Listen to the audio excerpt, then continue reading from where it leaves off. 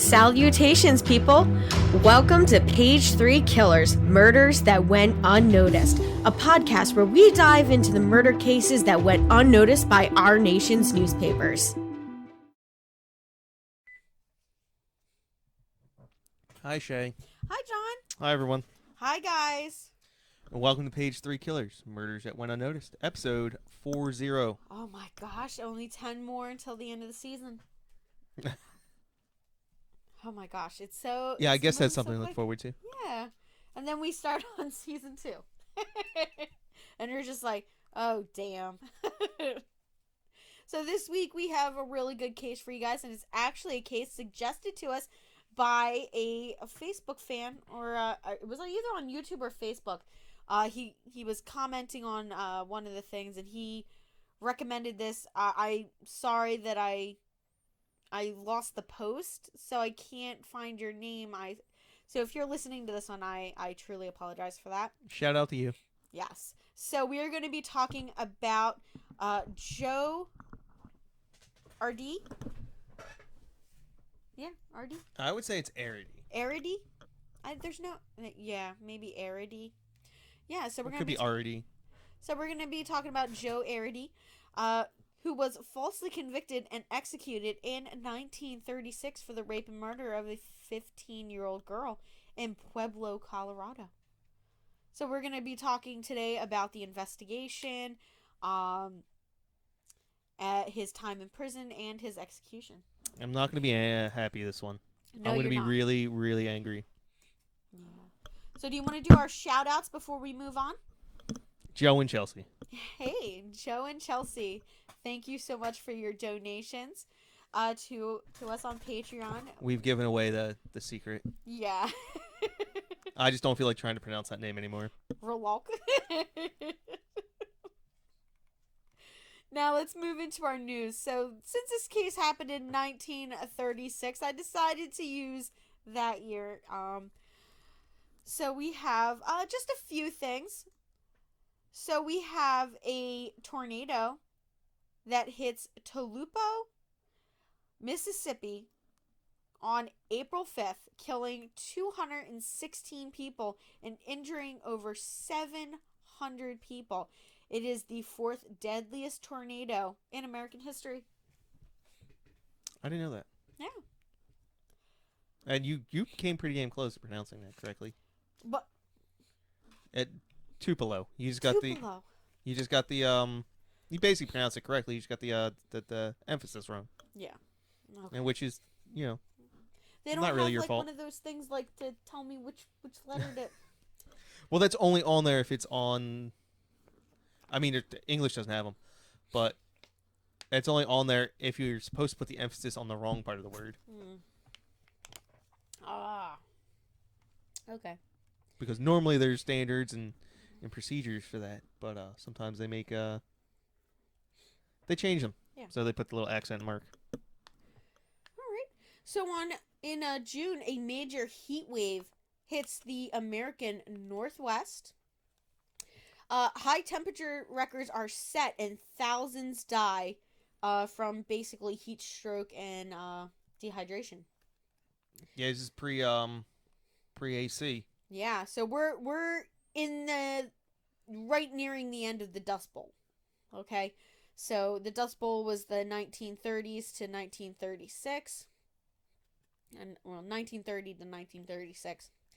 So July 13th and the 14th, peak, which is the peak of the July 1936 heat wave, the United State of Wisconsin and Michigan and Indiana set a new state record for high temperatures in Mayo, in northern Michigan, where the heat soars to 113 degrees. It's fucking hot. That is really hot. Especially in Michigan, where people like the issue isn't really the heat, like because someone in like Arizona or like New Mexico probably could have handled that heat pretty well. It's the moisture in the air. No, it's just people in Michigan aren't accustomed to that type of heat. Yeah, that's true. They're used to having colder weather, so. Well, not just that, but not that extreme heat. Yeah. Like when I lived in South Carolina, for the first month you're down there, you're not allowed to. Basically, you weren't allowed to exercise like vigorously because you could overheat because your body hadn't adapted to it yet. Yeah. So August 3rd, we have African American athlete Jesse Owens wins the 100-meter dash at the Berlin Olympics. And gives a big old middle finger to Mr. Adolf Hitler. Yes. So congrats. Nice Aryan race, bro. You lost it. Yeah. So that was kind of, you know what? God, that's what they should have. They should should have. have. We didn't go to that. Shut up.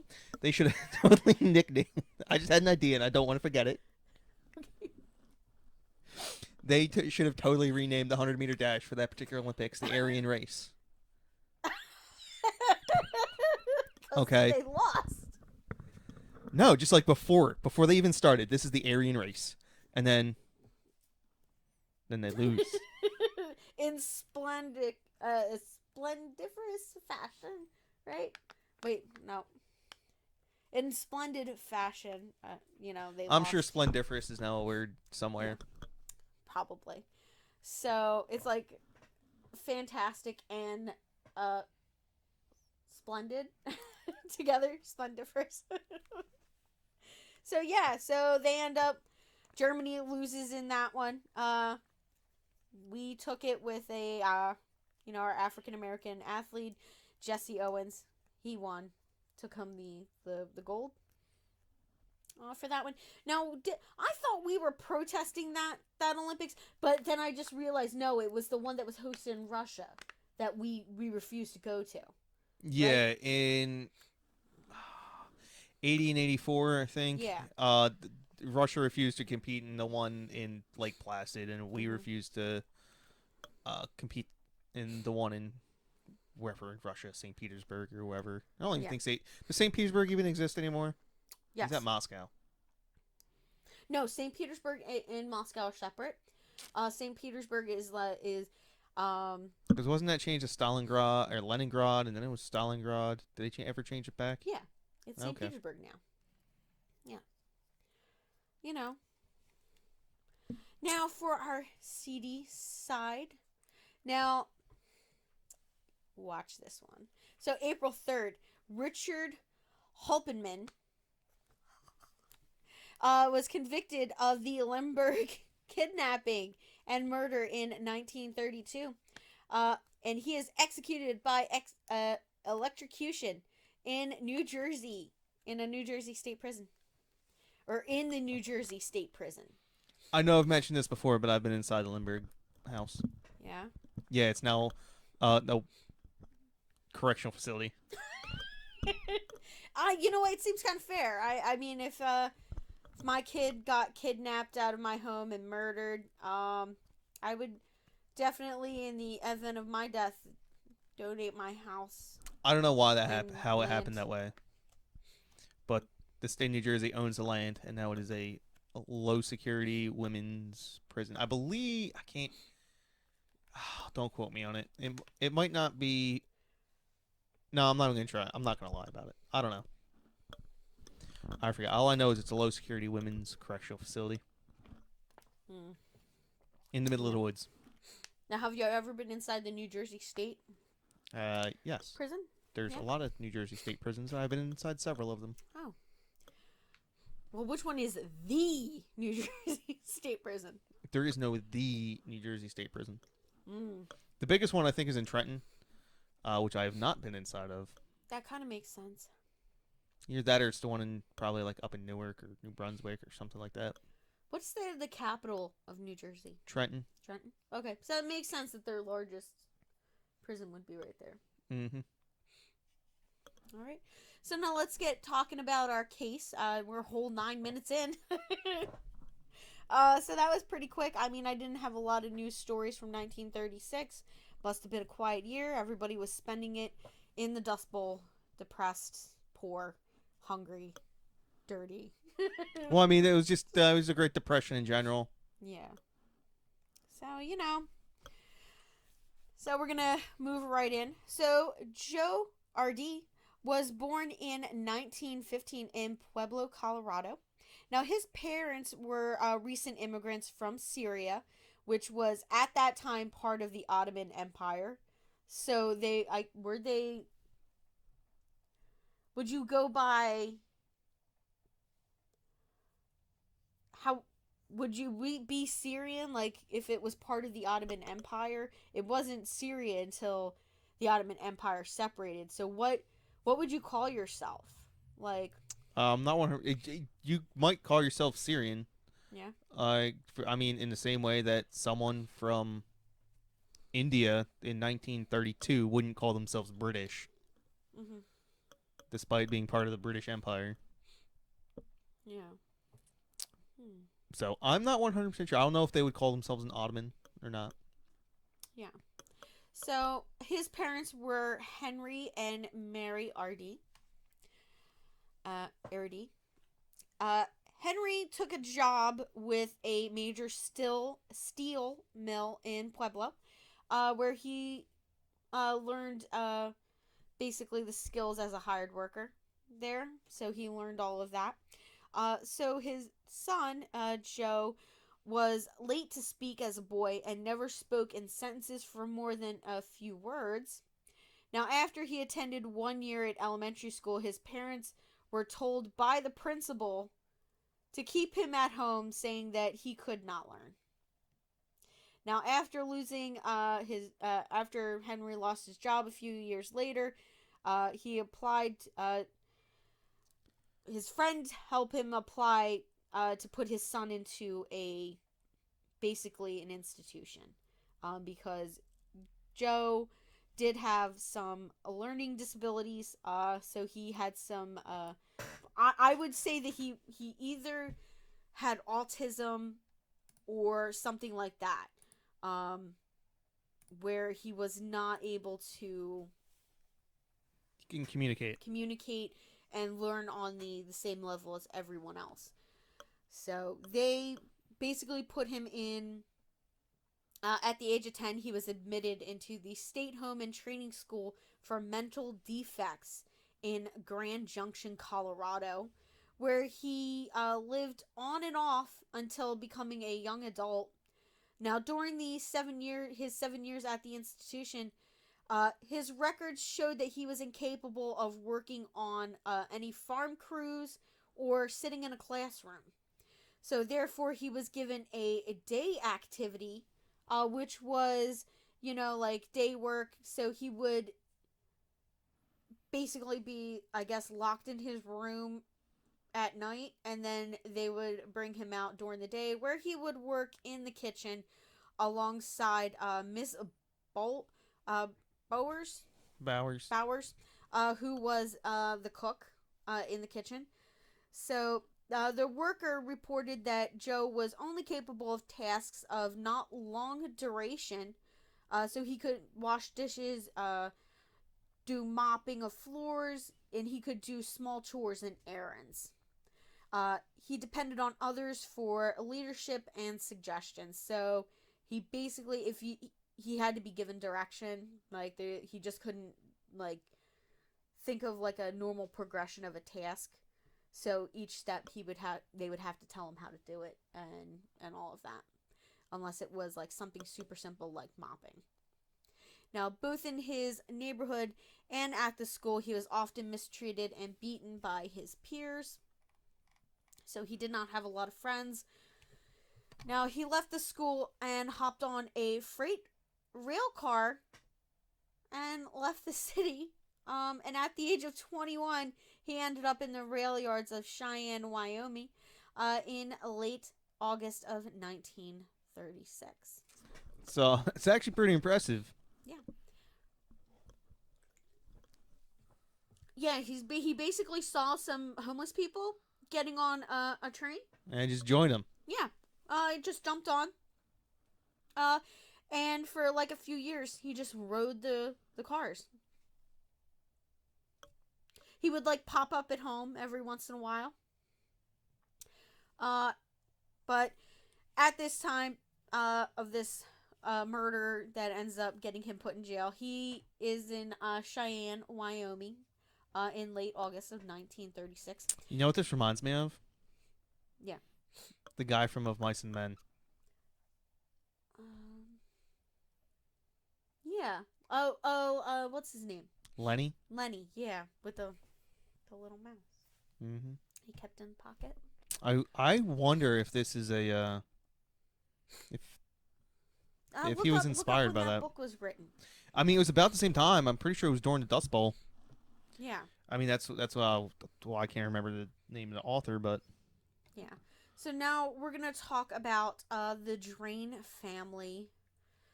Now, on August 14th, 1936, two girls of the Drain family were attacked while sleeping in their home in Pueblo, Colorado. it was written in a year later. Yeah, so I would think that it was, affected by this quite a bit. Why don't you take a look? Well, I mean, you never know.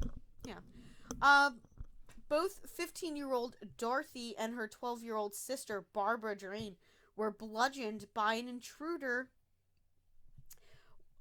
with what they believed to have been a hatchet. Now, Dorothy was raped and she died from the hatchet attack, but her sister Barbara, who was 12 years old, did survive that attack. Now, on August 26, 1936, Joe was arrested for vagrancy in Cheyenne, Wyoming, after being caught wandering around the rail yards by security. The county sheriff, George Carroll, was aware of the widespread search for a suspect in the Drain murder case. So when Joe revealed under questioning that he traveled from Pueblo by way of the train after leaving Grand Junction, Colorado, Carroll began to question him about the Drain case. So Carroll said that Joe confessed to him that he committed the murder.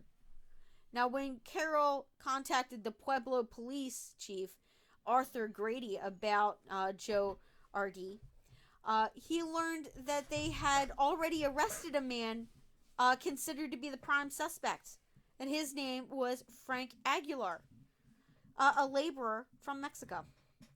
Now, Frank Aguilar had worked for the Drain girl's father and had been fired shortly before the attack.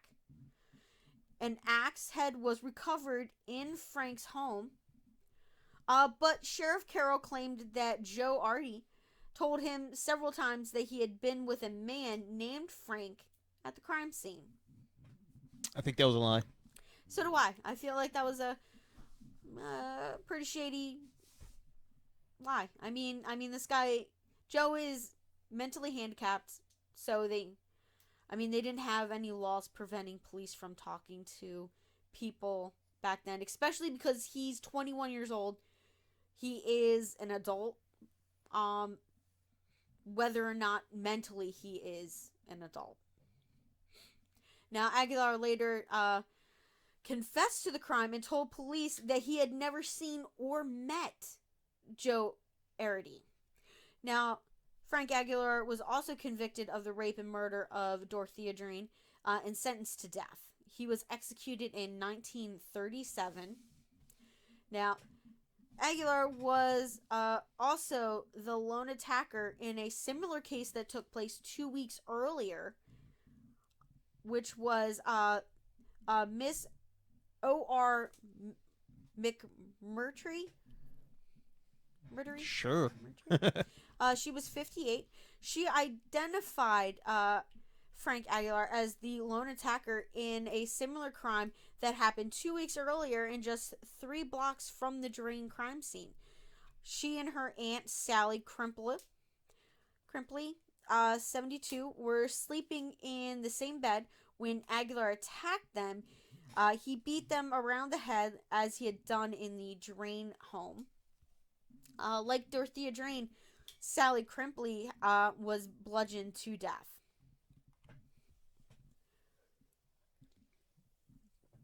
Now, following the conviction on August 13th, 1937, Frank Aguilar was executed on the same day Sheriff Carroll and 2 railroad detectives received a $1,000 reward for making the arrest of Joe Arridy in Cheyenne.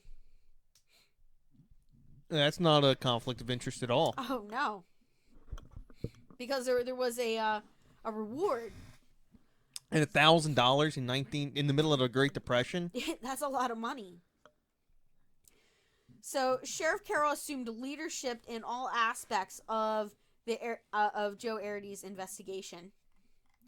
Now, after announcing Joe's first confession to reporters and Chief Grady, 2 Pueblo detectives sped through the night to Cheyenne.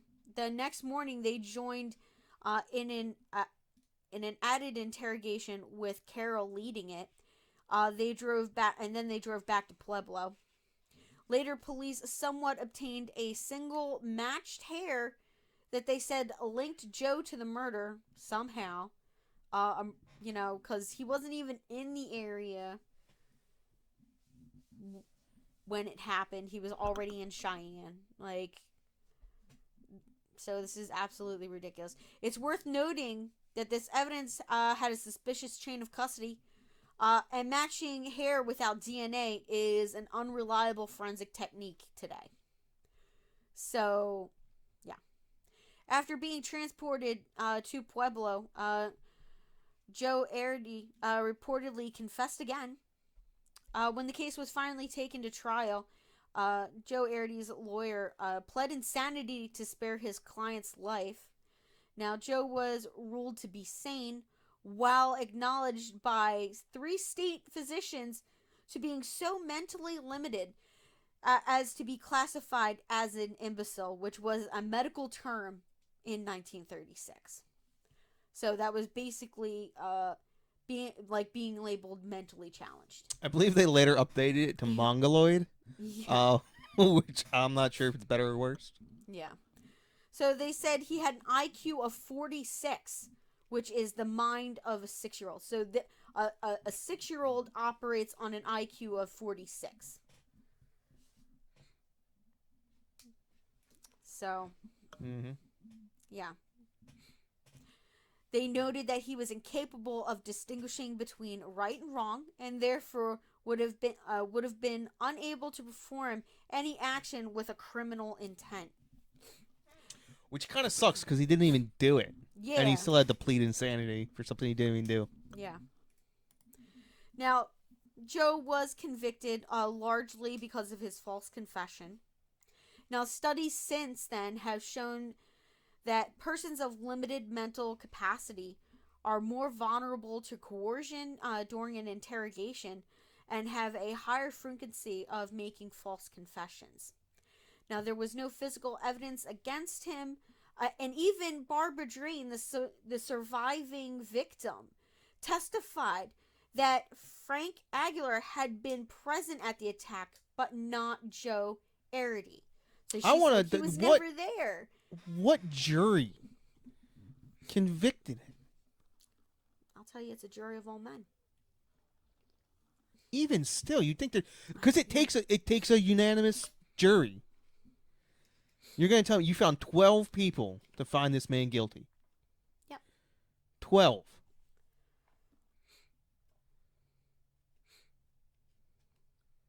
I don't know. Yeah. So she said that she could identify Frank Aguilar because she had met him. He had worked for her father, and he was the only person there that night. So he's convicted. He gets sentenced to be executed. Now, attorney Gail L. Ireland, who later was elected and served as Colorado Attorney General and the Colorado Water Commissioner, became involved in the defense case as defense counsel in Joe Arridy's case after his conviction and sentencing. Now, while Ireland won delays in Joe's execution, he was unable to get his conviction overturned or his sentence commuted. Now, he noted that Joe had said he acted alone. The medical experts had testified as to Joe's mental limitations. Now, Ireland said that Joe Arridy could not even understand what execution meant. And this is a quote that he is quoted as saying, "Believe me when I say that if he is gassed, it will take a long time for the state of Colorado to live down this disgrace." Now, Ireland argued to the Supreme Court, and that was his statement that he said. Now, Joe received 9 stays of execution as appeals and petitions were mounted in his behalf. But those all pretty much failed. They all failed. So, while being held on death row during the appeal process, Joe often played with a toy train that was given to him by the prison warden, Roy Best. The warden said that Joe was the happiest prisoner he had ever seen on death row. He was treated well. He was liked and well treated by prisoners and guards alike. So he had nobody there. He was treated better here than he was in his home neighborhood or in the mental treatment facility that he was in for most of his childhood. He was treated better at this prison. Yeah, that's well. I mean, he had a lot of friends. All the prisoners and the guards liked him, including the warden. I mean, that was just the state of mental health in the mid-30s. Yeah. So the warden, he eventually became Bess became one of Arty's supporters and joined the efforts to save his life, as well as the warden. He was said to have cared for Arty like a son, regularly bringing him gifts and visiting a lot. Now, before Arty's execution, he said he probably didn't even know he was about to die. All he did was happily sit and play with his toy train that we had given him. Now, on June 6th, 1939, at 6:15 p.m., the Colorado Supreme Court voted 4-3 and denied his last petition. So 4-3. I mean, that's so ridiculous. Here's why I don't mind.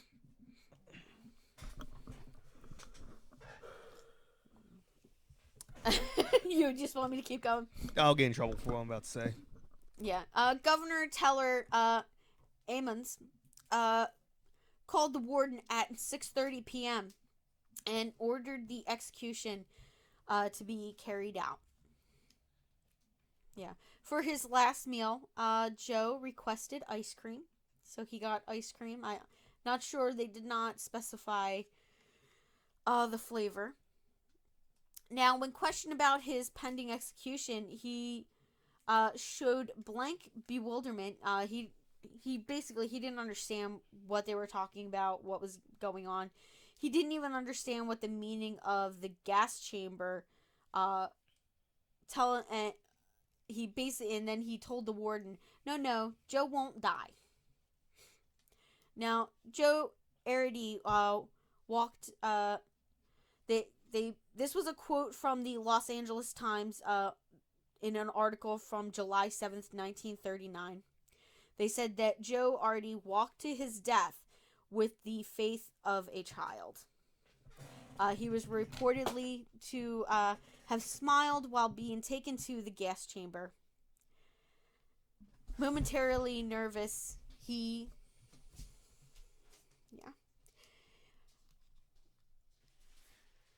calmed down when the warden grabbed his hand and reassured him. members of the victim's family refused to attend or witness the execution. Now, in 2011, he was pardoned.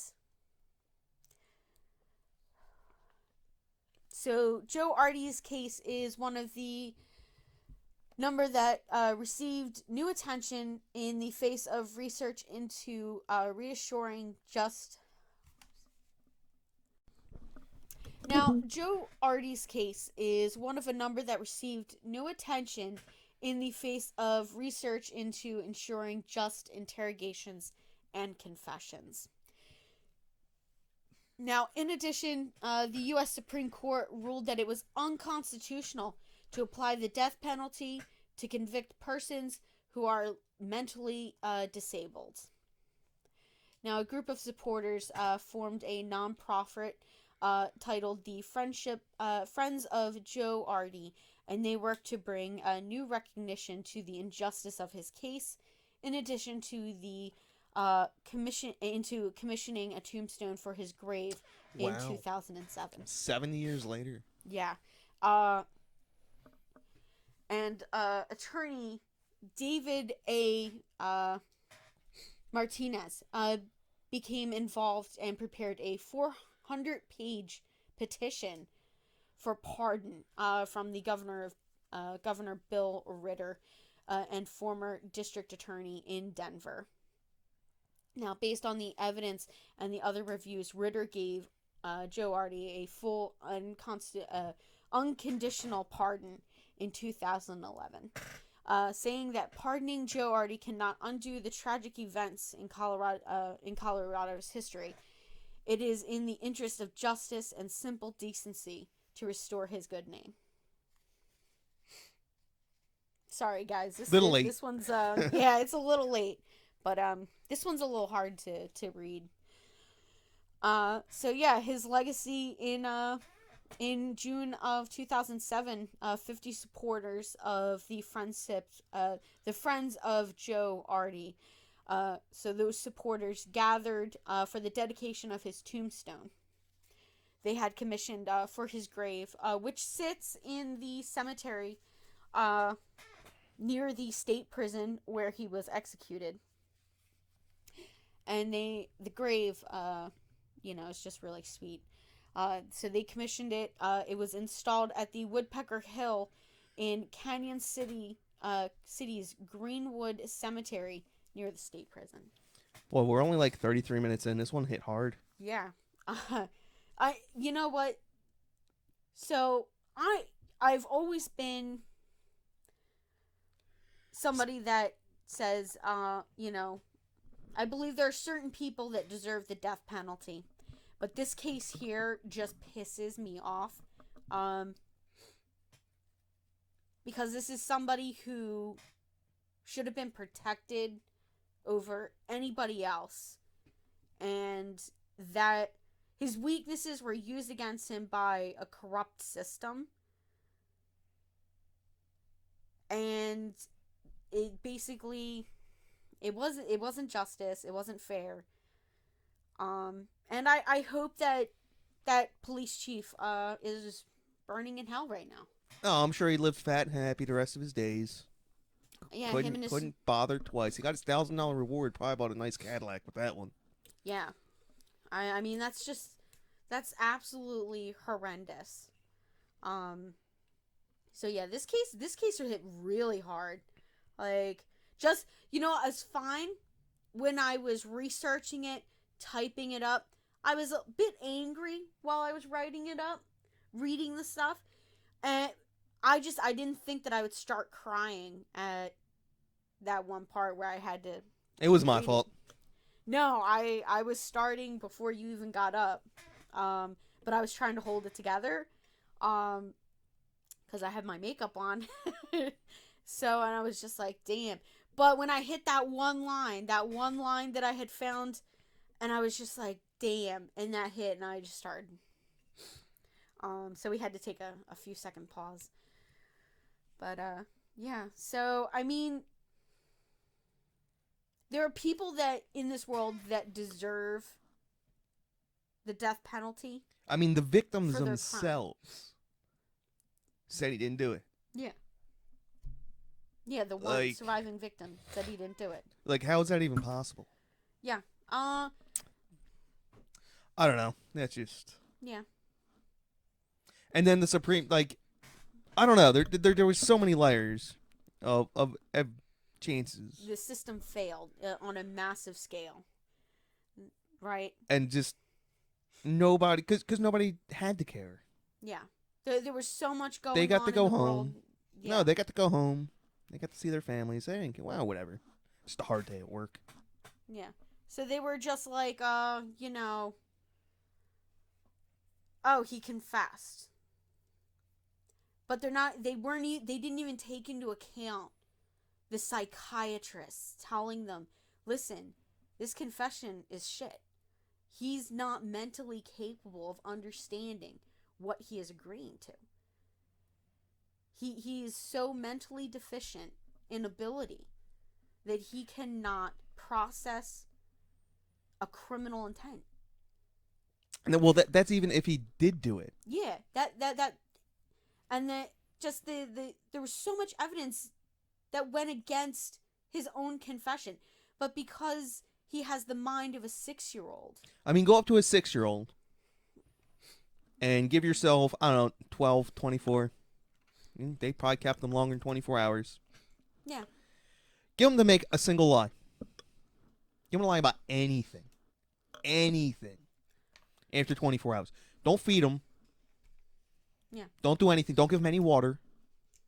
Don't do it. Leave them alone for hours at a time. And then just say, hey, if you just say this one lie, we'll let you out. We'll give you food. Yeah. They're going to fucking say something. It doesn't matter. Yeah. And from what I was reading about that sheriff, he was such a shitbag. Like, they were like, he grandstanded at the trial. And he was just, he was the star witness of his own investigation. He was the only person that he allowed to actually talk to Joe. He didn't allow anybody else to question him. He collected the evidence that he said matched. So the hair fibers that he collected, he said matched. So there was no real forensics at this time. So a hair match. There was no fingerprints. All there was a confession. Well, because here's the problem. It's the cop's job to make arrests. Doesn't matter if they did or not. You make arrests. And then it's the prosecution's job to get convictions. Yeah. So at no point in time is it anyone's job to figure out the truth. Yeah. Nowhere. And that's just insane because the sheriff is given bonuses and it pads his resume, makes him look like a great human being for getting more arrests. There's more criminals off the street, according to every statistic that you could possibly measure it by. And the same thing with the prosecutor. Prosecutor gets paid to get convictions, regardless of the guilt or innocence. Every conviction he gets. I mean, look at our vice president right now. Yeah. She literally tried to send same thing. Tried to send a mentally deficient man to death row, knowing that he's innocent. No, went to court and said, absolutely, 100%, under no uncertain circumstances did this man commit this crime. I don't care. Kill him anyway. Because if you don't kill him, that makes my numbers look bad. Yeah. And it's so shitty. She'll tell you with a smile, no, he didn't do it. It's not my job to care if he did it or not. It's my job to get him dead. Yeah. And the fact that this sheriff received $1,000. Yeah, I don't understand that at all. Like, because it's your job. It's your job to investigate. But the fact that he's not even the law enforcement of that area pertaining to where the crime had been committed. Oh, that's okay. So that's why he got the reward, because it wasn't his job. Yeah, but the fact that he's like the only person. But then why would he be allowed to do the interrogation? Exactly, he shouldn't have been allowed to. Because it wasn't his job to do that. He is, I believe he was the sheriff of Wyoming, or sheriff Cheyenne. of Cheyenne, and this happened in the attack and murder happened in Pueblo, which was Joe's hometown, where he was from. Yeah, I didn't even notice that. And it was only because Joe mentioned when they were asking him about where he came from and how he ended up in Cheyenne, he said, "Oh, well, I got on a train." And they said, "A train from where?" And they were like, he was like, "Oh, from home." And they, "Where's home?" "Pueblo, Colorado." And then they were just like, "Oh, don't we have a case out there that they're looking for somebody?" And then they call over and they're like, "Oh no, we already got him. We got him already."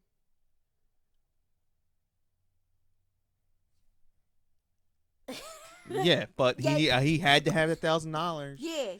And it's just another retard off the street, so it doesn't matter to him. Yeah. Right? Again, he's not gonna lose sleep. Yeah, because it impacted his life. Just another hobo. In no terrible way. Because he received money from it. He certainly got a claim for it because he was the newspaper clippings alone about this case and the arrest. This sheriff just played it up. So like I said, he grandstanded in court. So like there's all of these things, and he's like basically like, I'm a sheriff. He's a criminal. Who are you gonna believe over that? So he just got up in court, grandstanded in front of the jury, put things in ways that made Joe look terrible. So what else were the jury supposed to do when looking at it that way? I mean, I guess. Yeah, but the fact that the prosecutor, so that's why I say like it failed on so many levels. So they failed at the police level, they failed at the Prosecutor level. Then they fail at the judge level. The judge level, the Supreme Court level. The fact that the Colorado Supreme Court, the mayoral level. Yeah. Not mayoral, gubernatorial level. Which is absolutely horrendous. Like this multi-failure. So like if there's a reason why we have our system set the way it does is because sure, you could get convicted of a crime you didn't commit, and the system following that is supposed to right the system, right? It's supposed to ensure that the people that we are convicting of death penalty offenses actually committed the crimes, right? So you go through this appeals process, 8, 9, 10 trials, and you still fail? You still don't see that this sheriff, that this prosecutor are fucking assholes, and that they built a case out of nothing. And you still look at the trained professionals that are saying that this guy didn't do it. Three separate psychiatrists. three whole separate ones. And this was a time when psychiatrists were like, we're not talking modern days where they're going to be all like sympathetic to people. Like psychiatry was like they threw people in cages for being slightly different. Like you could go to jail for being gay. Yeah. And then those same people who have no problem sending someone to jail for being gay or a mental institution for being gay were like, yeah, no, don't. Yeah, this guy is just that far gone. This guy is, not capable. capable. That's the level of of malice that had to go on with everyone. Just indifference. Yeah, and like one of like the most one of the saddest photos I saw while investigating this and reading up on it and writing up this episode was like the picture right before he's about to go to the gas chamber. He gives away his prized toy train because they told him he couldn't take it with him. So he gave it to another prisoner that was there who he was friends with. Yeah, and John's just looking up his picture. Yeah, he's a good looking guy. Yeah, I mean, he's like a nice looking guy, you know. So and then there's and I saw that one photo and it was just you know, I think that one was the photo that I saw. And he just yeah, so that is this case. Like I said, it's a hard one to stomach. I know that you probably expected us to focus more on the assault and the attack on the Drain family. Well, this is 1936. This is probably not a lot of available information. Yeah, they did not put a lot of information out there. Mainly because it was an attack on children. So they really protected, back in the day, they really protected children in newspapers.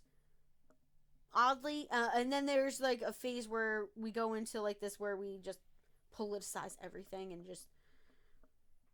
But yeah, so they really didn't have much information about the attack other than the information that I was able to find.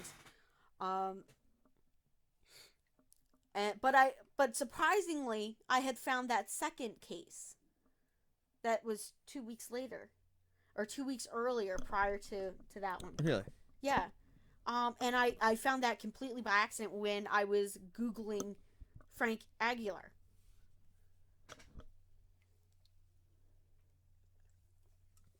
And I was like, oh, that shitbag did it twice. He got away with it the first time, but not the second time. Also, this is like one of the reasons why you don't kill. It's one of the reasons why you don't be able to. Even Frank Aguilar. Guess what Frank Aguilar couldn't do? Say Joe didn't do it. Why? Because they decided to kill him the same day he was convicted. Yeah, I mean, he did admit that he was the only one there. He's like, yeah, but guess what? He didn't get to do in front of a jury. Testify at look them straight in the face and go, "I was alone." Yeah. Which is yeah. I mean, there was certainly no appeals process for Frank Aguilar. Was Wyoming even a state yet? Yeah, I guess 36. I guess they were all states except for Hawaii. Yeah. And Alaska. Yeah. So it was 1 year later that Frank Aguilar got was executed. So it was a year after his conviction. Yeah, they were 1890. So, yeah, so that's the case. It's a few minutes short today. Well, it's our second recording, so you know. Yeah, so we hope you guys enjoyed this case. I can't say that we did. I mean, this case would be very interesting. I would love to hear a podcast. Like, maybe Legal Eagle? You know, I don't know. Like, some, like, legal team take a look at this and just go through it and, I mean, and discuss it. I would love to hear it from like, an attorney point of view, this entire case. I mean, I certainly got a a bird's eye view of it from the attorneys, his one attorney that got him the that won several the stays. 7 stays of execution, or the 9 stays of execution. Gail Ireland. Yeah, Gail Ireland. You certainly got a bird's eye view for that. I did not get to read the 400-page that 400-page report done up by David A. Martinez, that attorney. For 2007? Yeah, from 2007. I would love to actually take a look at that and read that whole thing in entirety. So I wonder if there's anybody that has done that. So maybe I'll take a look at it and we'll revisit this later on. But my hopes are not high. But thank you to our friends on Facebook who recommended this case. It was an interesting one for me to look at. It did make me a little sad. So I'm definitely glad though that you brought it up, because I've always been a pro death penalty person, and this case pissed me off because it's people that like me who think that way, that we should have death penalty for cases of child, especially when it's involving children, like child murder and stuff like that, child rape and murder. So that changed my mind a little bit. So yeah. Yeah, considering there's a double confession. Yeah. I mean, this one was fast tracked. Yeah. I mean, our the whole system has changed since then. I mean, people get death row now, and they sit on it for 10, 15, 20 years before anything happens. Which I would much prefer. I would prefer, somebody being on death row versus actually like being executed.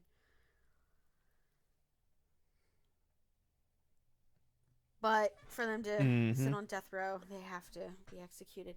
But I mean, like, it's a little bit harsher.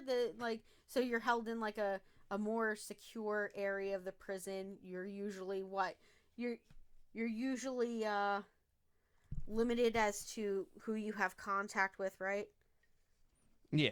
I'm not sure. Yeah, so you have less freedoms in a system that is meant to imprison you. I mean, as far as freedoms go in prison, I mean, they tell you when to get up, when to go to bed, when to eat, how long you get to eat, what you get to eat, that kind of shit. So, but for this guy, justice failed. And I think I'm going to call this in the episode. Yeah, I think it's time to call this one. All right, it's 52 guys. minutes. That's not our shortest episode. Yeah. So, all right, guys.